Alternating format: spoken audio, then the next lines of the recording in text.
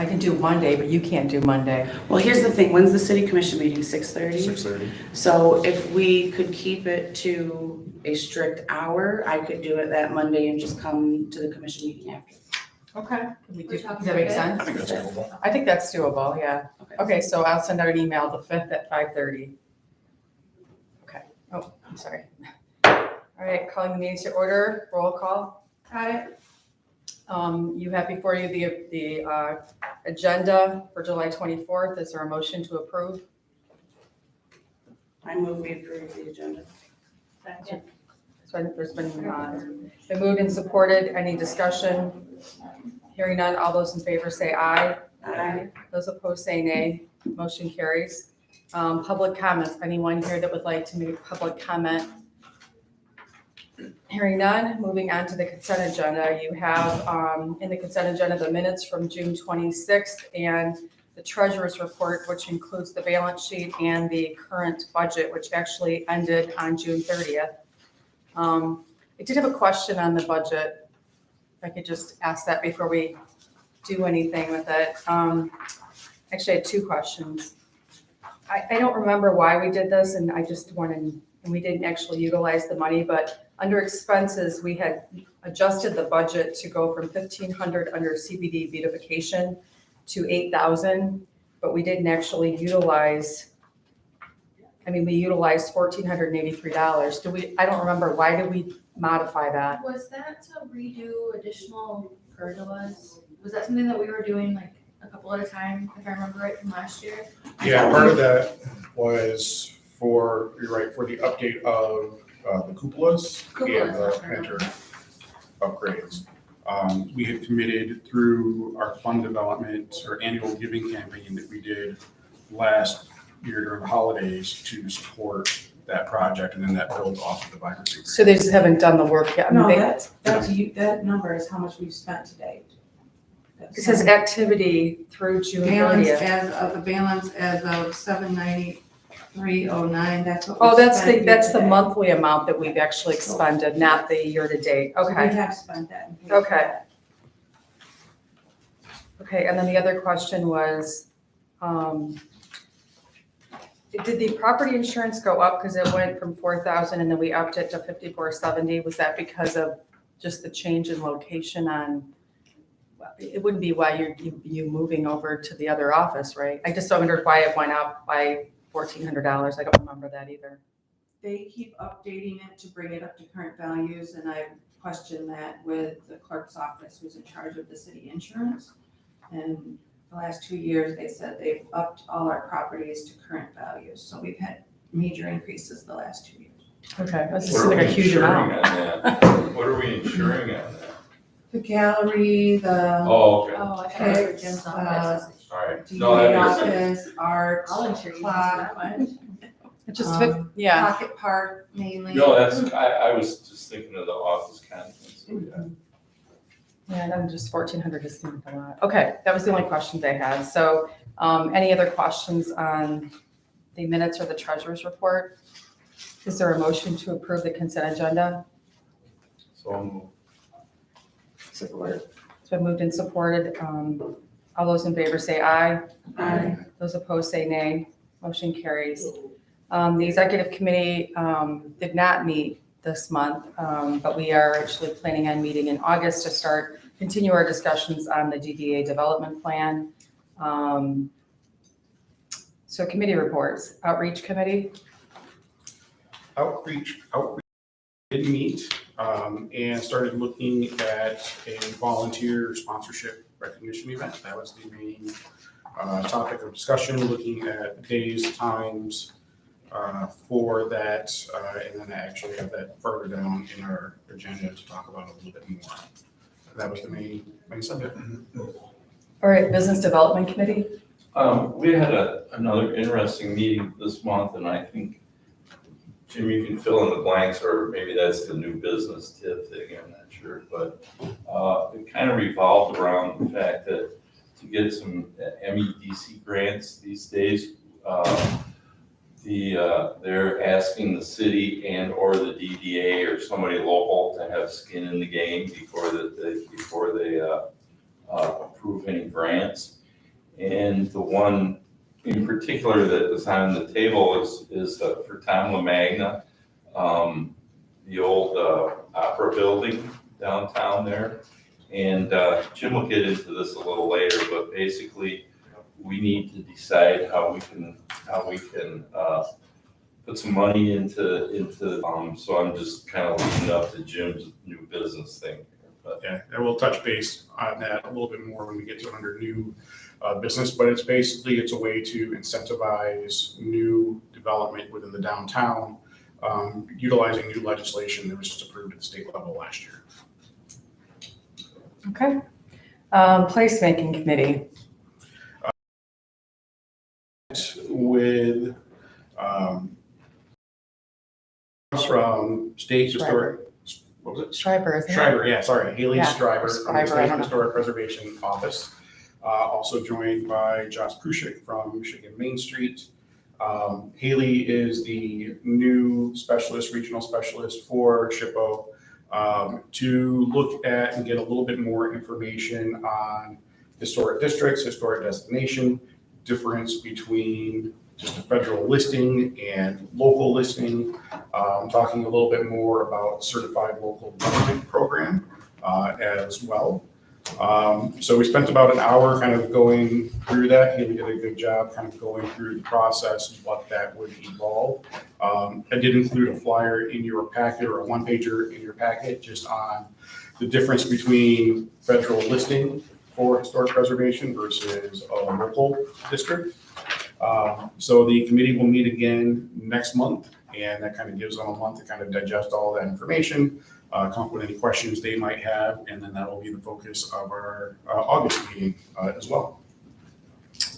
All right, events committee, did you meet in July? did that meet? Okay. We will meet in August for our quarterly meeting. August 6th would be the date of that meeting. Okay. All right, nothing under subcommittee business, Center for the Arts, Jill? The Community Art Show Wild Things, it is on display until August 10th. On August 13th, we open a one-woman show. It's the art of Linda Hodge. And due to the Pier Days and Linda's schedule, the reception for that show won't be until August 28th. And they'll be from 5 to 7. In the month of July, there were 36 patrons participating in art classes, which is the exact same amount as April, May, and June, although they were all different classes. The beautiful warm weather and people want to be outside, the classes are not as popular. The gift shop continues to receive new merchandise, so again, if you're looking for that unique gift, come on down. The Pix ended the month of June with the U Theater Show, Comic Book Artists. There are 2 showings with a total of 342 patrons. The show was very well received and the kids did an excellent job. We just completed 2 student workshops, one in acting and one in directing. The workshops were taught by Professor of Acting and Directing from Bowling Green University. The students did really well and they had their first stage of college level instruction. The summer movies in the afternoon are doing well. We had 68 patrons for Casablanca and 48 for Rear Window. The evening family movies are not going well. We only had 11 patrons for The Incredibles, and then we also only had 11 patrons for Shrek. I don't know if it was the same 11 people. Infinity and Beyond, which was a Journey tribute, did well. We had 182 patrons. And if you haven't noticed, Zach is working on the exterior of Gallery 194, getting that repainted. The lift is rented for the month, and he can loan it to Jim to replace light bulbs in the Pocket Park. Awesome. You just have to wait till he gets it around to the front of the building. Sounds And good. he said we can make it work. And we finally have a new HVAC system in the gallery. Oh, yay! I do have video of the old unit coming down with the crane and the new unit going up with the crane at 6 o'clock in the morning. So if anybody wants to see that, I've got the video. I just completed the Michigan Arts and Culture Council grants. The Center for the Arts applied for 5 different grants for a total ask of $68,000, which would require a $17,000 match. And the new season of PIX programming will be announced at the beginning of August. So and that will be announced in the newspaper. And then in your packet, you should have received our quarterly report and our new budget for 24-25. And I'm happy to answer any questions that you may have on any of that. Are there any questions for Jill? All right, thank you, Jill. Okay, moving on to staff report. All right, so good morning, everybody. A few things to touch base on, a few invites, and then also some good information I want to share with you all this morning. The first, and then correct me if I'm wrong on this, but I believe the annual joint meeting is scheduled for August 12th That's correct. of this year at the community center again. So I will send out the details for that for everybody, but it would take place, I believe it's 6:30 p.m. No, it's 5:30. 5:30 p.m., sorry, at the community center. So that would be City Commission, Planning Commission, DDA, same kind of groups as last year. So put that on the calendars and join us if you're available. Also, a quick reminder, I will be out of the office next week, July 30th through August 12th. That's Magic Week, so I will be in Colon, Michigan, nerding out on magic and hanging out with magicians and hearing stories for the week. We have a concert on August 1st, which is one of the days I will be gone. So I am looking for a guest MC for that night. Really easy. All you got to do is check in with the band at like 5:30 in the afternoon, make sure they're there, make sure they don't have any challenges as far as hookup. And then just before they start at 6:30, welcome everybody, thank the sponsors, and introduce the band. So if anybody is interested, it's a great opportunity to give a shout out to your business, or if you're a sponsor, it's a great opportunity to kind of touch base and highlight that as well. So let me know Thursday, August 1st, if anybody is interested in being the guest MC. We have two grand openings coming up next week. First one is Monday. That will be at Kin Thai at 11:30 a.m. That's their grand opening and ribbon cutting. So if you would like, please join us for that. We'll have specials and deals throughout the day, but it'd be great to have a good turnout for the ribbon cutting at 11:30. What day is that, I'm sorry? That's Monday. Monday, the That's the 29th. Yeah. Okay. And the second one is Tuesday, July 30th at 4 p.m. That's for Cummings Chiropractic for their new office located in downtown, right near Lola's, Byers, Exit Realty, that end of town there. So Pier Days, that's coming up August 16th through the 18th.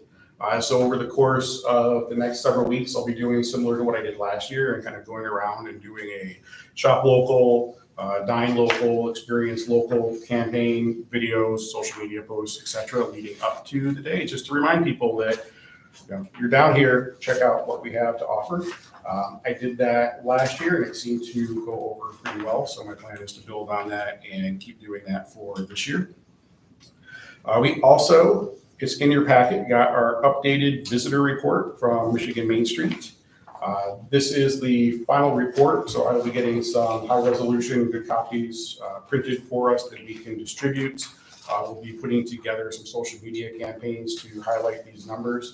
Because it's great information as well. We had almost 220,000 unique visitors to our downtown area. And just to touch base on that, that puts us in the top half of Main Street communities for the entire country when it comes to visitor counts. Main Street America will release their counts for the whole US, which I will be getting that final report so we can share also. How do we compare to other Michigan Main Street communities? I haven't looked at that yet. So they just released their report over the weekend, and so I haven't dived into it.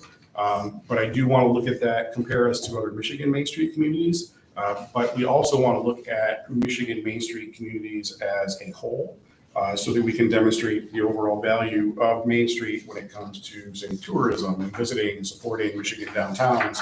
If we can look at it and say, Michigan Main Street communities had X amount of visitors, and kind of put that together.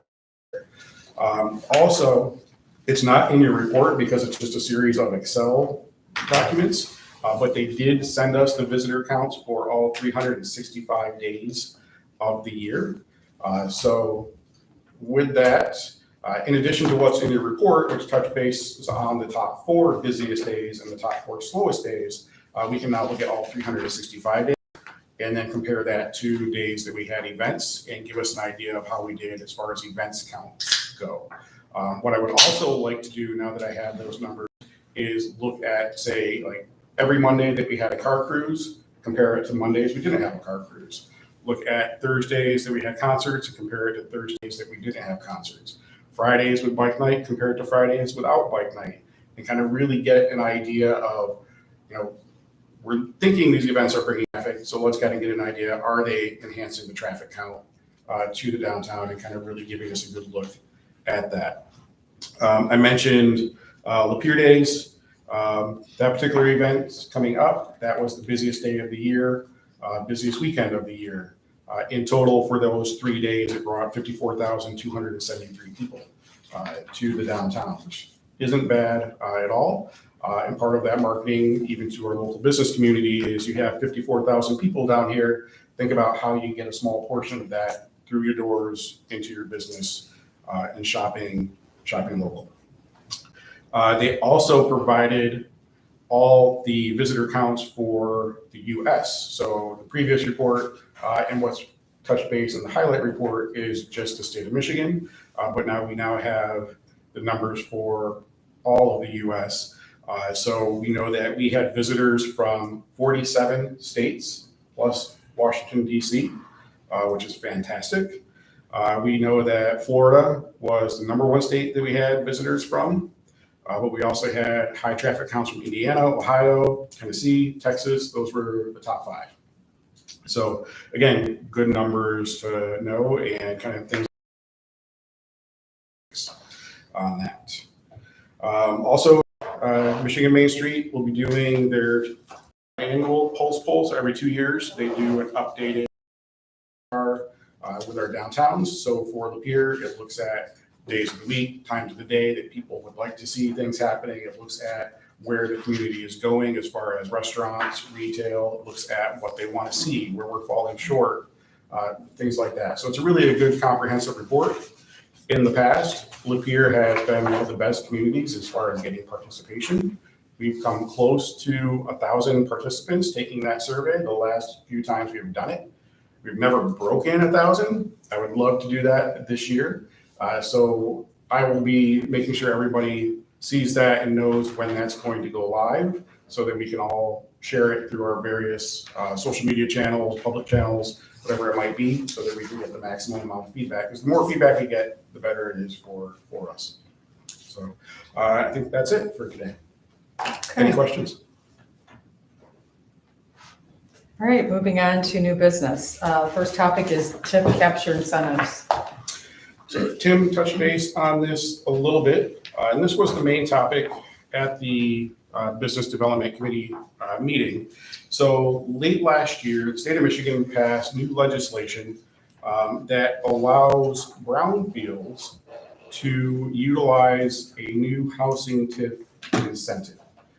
So what that means is if you have a vacant property within your downtown area that is a brownfield, you can do a housing TIF on that property that basically shares that tax capture back to the development as an incentive. So it looks at it as if you have a vacant lot, say in our downtown where we had the fire, this would be a program that would essentially waive the tax capture on that property for a determined amount of time that would work as an incentive for development.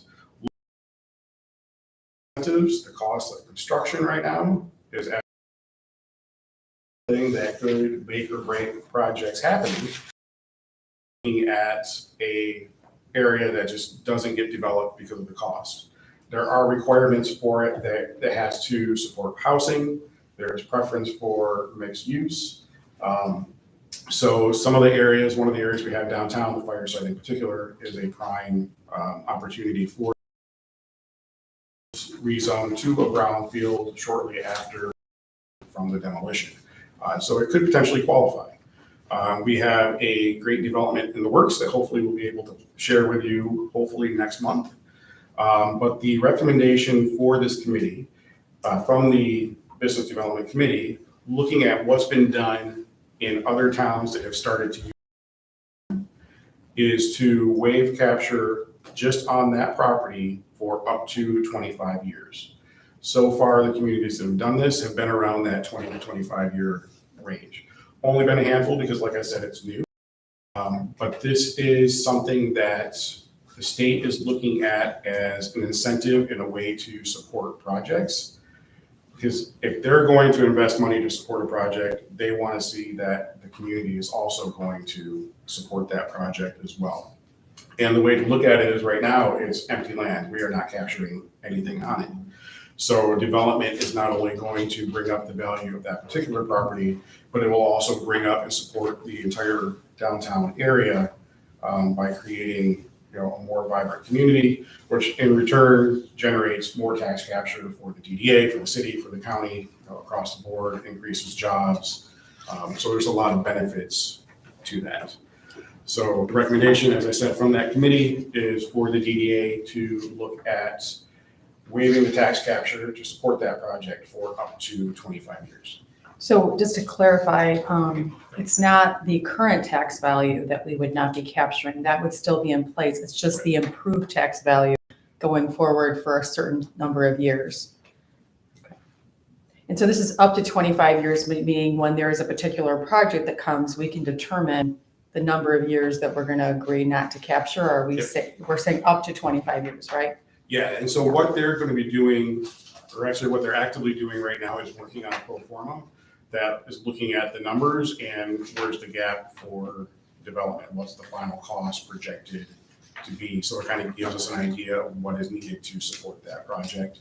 And then the number of years is based off of that formula. I would say, and I'm sure Tim can speak to this, for years we've sat in this business development committee. It was called something different before, economic vitality or whatever, but I feel like we've struggled to try to figure out economic incentives to provide to existing businesses and new businesses. And I think this is a really good way for us to utilize something that can bring economic development to our downtown. So I think it's a great thing that we can do for any new businesses like this, new construction that fits within that, the brownfield housing TIF, I guess they call it. So I don't know if Tim, you want to say something about it? Yeah, it really doesn't cost us anything. And any developments under the brown TIF anyways, because you got to burn it down and get there. But when we talked about this at the meeting, we all kind of just said, well, this is a no-brainer. We got to just do this. Does the 18 property qualify as well? Do you know what, is that a brownfield? I thought it was. I thought that was a brownfield. We talked about it. Yeah, at some meeting. So we if it is a brownfield, then yes, it would qualify. And that's part of where, the DDA has a little bit of teeth in the game, in that, it gives us an opportunity to say, yeah, this is a possible incentive, but it also has to reflect the mission and vision of the DDA. And it would only be waiving our capture, it wouldn't be waiving their taxes entirely. So is there a motion to? Just to add one more thing on top of that, I think there's also a creative way you could use similar programming to do the fire suppression systems. Yes. That have been complained about the downtown. That was going to be my follow-up comment. Sorry. Stealing my thunder. Just want to make sure. The DDA look into this residential TIF incentive on brownfield sites for up to 25 years. Did I say that right? I think so. Okay. There's support? Support. Any further discussion? Hearing none, all those in favor say aye. Aye. Those opposed say nay. Motion carries. So, yeah, so to Mike's point, one of the things that we talked about following that is, are there ways that we can utilize this or a similar structure to support project development, building development in the downtown, including fire suppression in our downtown area, which is a huge thing, not only for downtown Lapeer, but for downtowns across the state. And so how can we use it to support existing properties as well? So we're going to continue to explore that at the committee level. So stay tuned for updates. All right, moving on to our volunteer sponsor recognition event. So this is just a quick one. The outreach committee did meet and looked at the importance of holding a volunteer event, sponsor event, and would like to hold this event on September 12th, which would be following the last car cruise of the season and kind of towards the end of the busy summer event season as well. And looked at not only inviting our volunteers for this, but also inviting, of course, our sponsors, inviting representatives from the sponsors, using it as an opportunity to engage with them. But we, what's that? August 12th. September. September. It shows it's a Thursday. It is a Thursday. There's card point, you said that. Oh, never mind. We're done with events Never at mind. that point, yeah. Okay. And so location for that tentatively would be Excadia. And working with them to host that event, we thought it was a great option as far as location because, well, it's just fun. There's a little like bar and snack area there. There's axe throwing lanes, there's party rooms, there's the arcade downstairs. So it's a way that we can get people together, have a little bit of fun, and thank them for their support, whether it's financially or with their time through volunteers. So the committee is going to continue to meet. We do need to put together a budget for that, but we would like tentative approval at least to move forward with the recognition event on September 12th. Is there a motion? I move. Support? It's been moved and supported. Any further discussion about the event? Hearing none, all those in favor say aye. Aye. Those opposed say nay. Motion carried. All right, moving on to our next set of standards that we have to go through today and provide feedback to Jim. Standards 3 and 4. So the standard 3 that we are starting with is diversified funding and sustainable program operations. And there are, I believe, there are 3 indicators under this first one, which is balanced funding structure. Indicator 1 is the Main Street organization's budget demonstrates a balanced funding structure with a diverse mix of public and private sector sources. And examples of this are contributions from our private sector, special taxing assessment district, sponsorships and/or in-kind donations, earned revenues, memberships, local government, and grants. So like we did at the last meeting, I'd like to be able just to go around to our board members and ask them what they scored, 1 being minimal effort on this, 5 being obviously, excellent effort, I guess. So I'm going to start with Tim. So this is based on effort rather than results? Well, I should see A the little word bit of efforts. Okay. It does say efforts, examples of how these efforts Okay, are it says demonstrated. effort. It says efforts, I'll say 4.5. Okay. Chris? I'm not sure where I stand with that. Okay. All right. 3. 4, sorry. 4. 3.5. I had 3.5.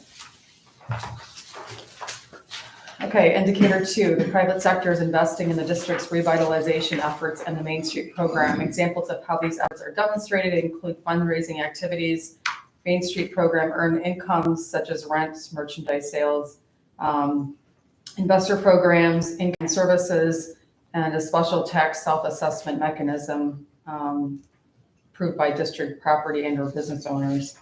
So, Tim? I'd say 3.5. 3. Okay. 3. 3. 3.5. What'd you say, Jason? 3.5. 3. 3.5. 3.5. 3. All right, indicator 3, the public sector is investing in the district's revitalization of the Main Street program, including but not limited to annual contribution to the Main Street, service agreements with the Main Street, supports through the employment of a Main Street director, direct funding for event sponsorships and marketing initiatives, and in-kind services. I'll go backwards this time. Ashley, I have 4.5 for that one. Mindy? Jeff? 4, sorry. 3. Buddy? 3. 3.5. 4.5. All right, the next section is strategic revenue development and fundraising. There's only one indicator here. The Main Street program demonstrates commitment to strategic revenue development, process, and oversight. Examples of this are the board reviews fund development plans, goals, and progress at least quarterly. A designated board member provides active financial oversight for the program and is engaged in revenue development planning and operating. A fund development committee, organization committee, or team is in place to lead fund development, planning, and implementation. Committees are engaged in seeking funding to support projects. I'll start this one. I put 1.5. Ashley? I put 2.5. I was gonna say 3. Okay. 3. Megan? 3. 2. Buddy? 3. Chris? 2. All right. Budget and work alignment. I think there is 2 indicators on this one. First one being the Main Street organization has an annual budget that is aligned to the organization's strategy, goals, and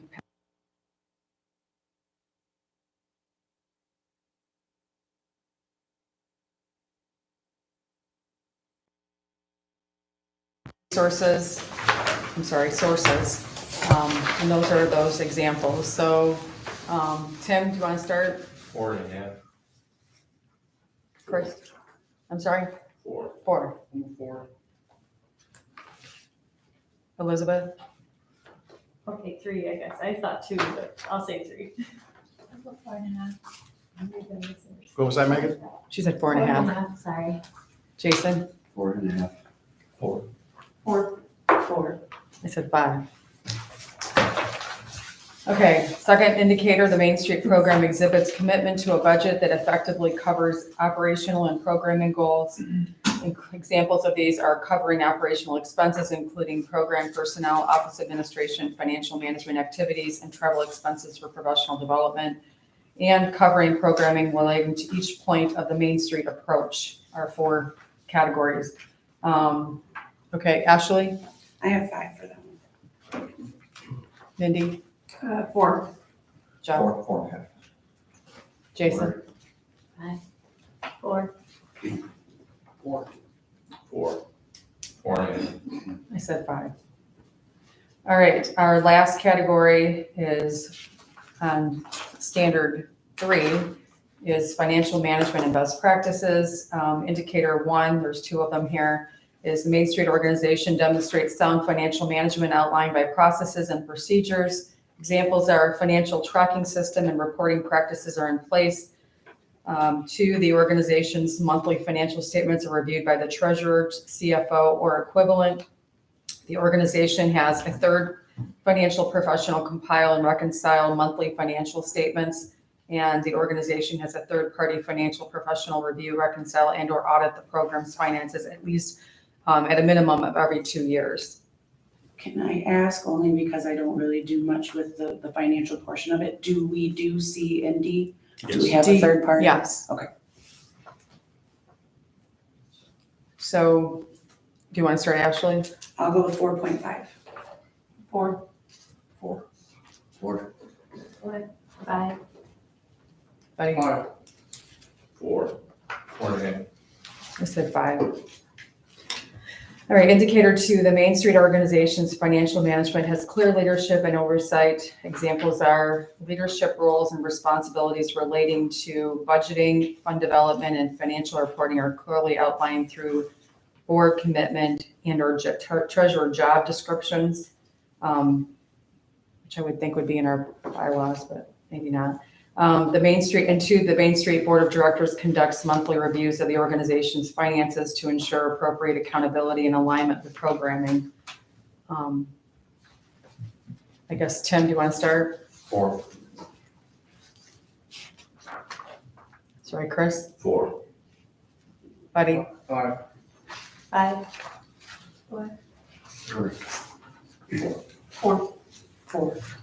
said 4. I would just, I know this, we're just reviewing these and giving numbers here, but I do think that we should, I should, when we do the meeting every month and we review our packet, I think it would be helpful to go over our budget on a quarterly basis at least, to kind of see if we're in line with where we thought we were going to be at the beginning of the budget cycle. And then maybe even have our strategic planning document from our retreat to kind of coincide and make sure that those goals and objectives match up with the budget, where we're at. So I think, you know, I need to do a better job of that. I think we as a board should do that on a more regular basis. I agree, because some of this stuff, I thought, I don't take the time personally to read over everything carefully, and so I feel like I don't totally understand enough to say, yes, we might be in the park, but I don't have a great handle on that. I think we do a good job at making sure, I mean, obviously our reports are here, we do our audits, you know, we have a chance to review it. But I do think that, you know, matching it up with what we initially thought we were going to be at from a budget standpoint over the year, especially now that we've just had our year end, we've just finished up our budget year, and how we are doing compared to our strategic plan that we did in January, I just think it makes sense. Right. You know, so anyway. All I right. suggest, I don't know what you had in mind, if it was a big, long review, but I would suggest that it might be valuable to at least review our hits and misses on a quarterly basis. Yeah, I agree. Yeah. Okay, so I'm going to move on to standard 4. This is actually the shorter one, but this is on strategy-driven programming. First is planning guided by inclusive community and market-informed inputs, and we have only one indicator here. So that is the organization's annual planning process is informed by a comprehensive set of inputs that guide transformation strategy identification and work plan alignment and implementation. Those examples include inclusive district and community input is gathered at a minimum of every 3 years, which could include focus groups, online surveys, or other strategies on the district's needs. Has been conducted for the district's trade area with a time interval. Usually, at least it should be every 3 to 5 years. 3, business inventories up to date and reflective of the district's business. It's up to date regarding property's ownership, condition, uses, and status. We have an asset map that recognizes distinctive place-based assets within the district. And then strategy reflects opportunities driven by local and national trends. So, Ashley, you want to start? 4. 4.5. 4.5. 4. 5. 5. 4.5. All right, second category is defining direction through transformation strategy identification and development. Only one indicator here. Main Street is defined as aligned as an organization around a transformation strategy that is guiding the revitalization work. And that's done through using a comprehensive set of inputs. I don't know if we necessarily do it this way, but it has identified a consumer-based or industry product or service-based strategy that can best respond to the district and community vision, needs, and market opportunities. 2, the board formally adopts a transformation strategy. C, the partner organizations or other stakeholders have adopted or endorsed selected transformation strategies. And the transformation strategies have measurable benchmarks. Tim, you want to start? 4.5.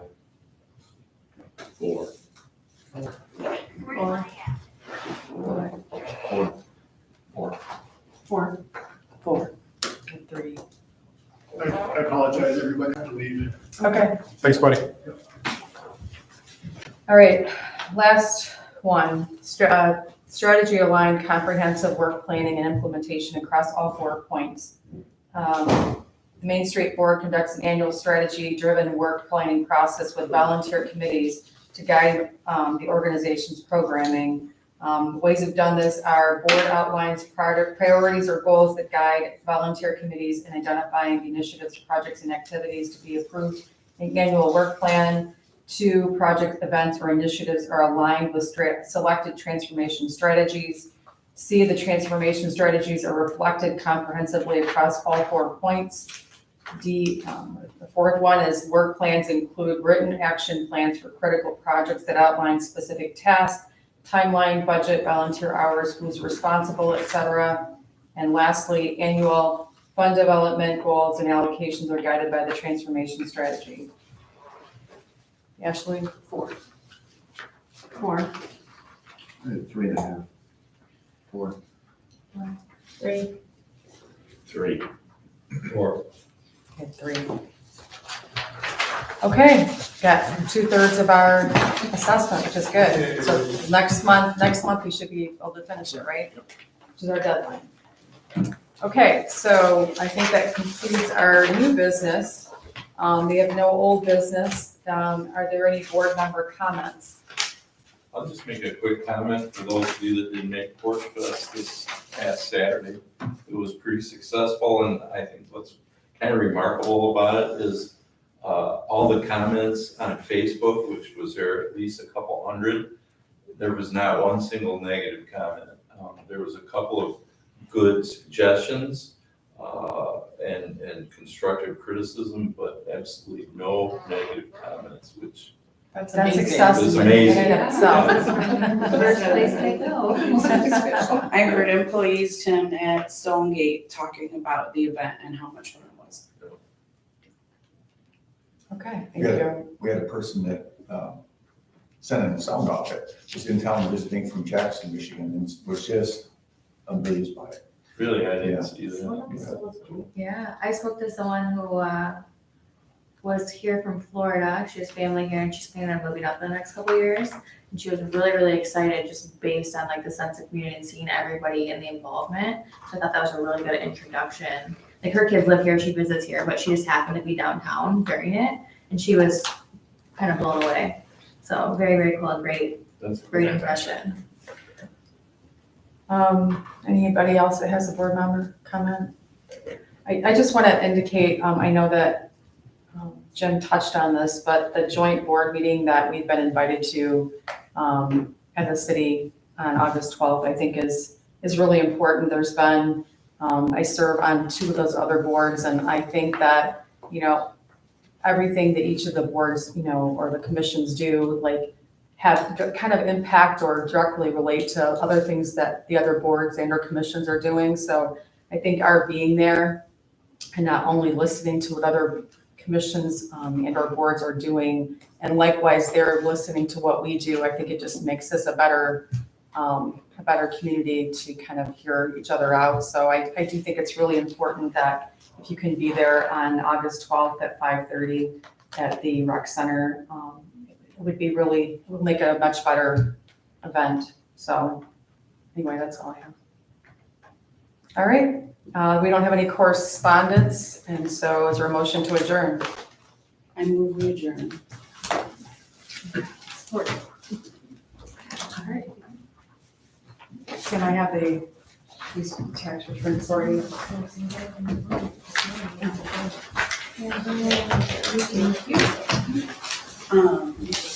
Would you be available maybe like a half an hour before the executive meeting, committee meeting, so that I can just real quick go over the I always first put piece on of my phone, what that way I know they're not doing the 5th. So we're doing the executive committee at 5:30 and I'll be at the commission at 6:30. But could we meet at like 5 at lunchtime? Yeah. Even if I have to help you get stuff set for the car, because we talk about it. It is hard, but you know what? You got it. Right. I would never notice, but I would never notice. I think for March. You guys are choosing. Yeah. You know, Walmart, fly, Lowe's, fly. Question for you, Chris. Not to mention. Yeah.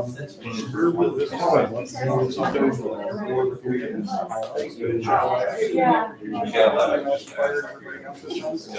I try not to look at that. Shoot me like a day at a time that works, and then I can have to do a video, photo, whatever it might be. All right, great. Any kind of pictures for you? I'm free most days, like We don't think we could find, I think we sort of has looked for one and find. I have a front, I have to assist them, and they've had mariachi bands at a number of. We're there events. Thursday So if you around decide 3 that o'clock you and we're there want Friday